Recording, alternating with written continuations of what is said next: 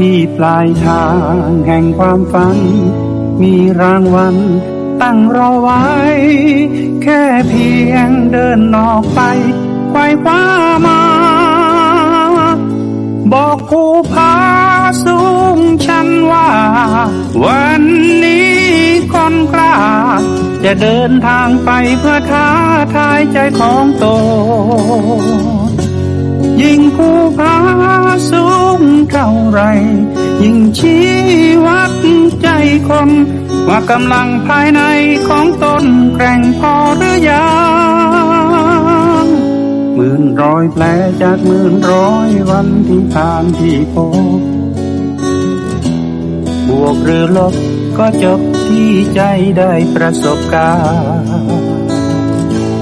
ปักธงชัยลงไปทุกรอยเท้าเพื่อบันทึกความห้าวหาญสร้างตำนานของตนของคนจริง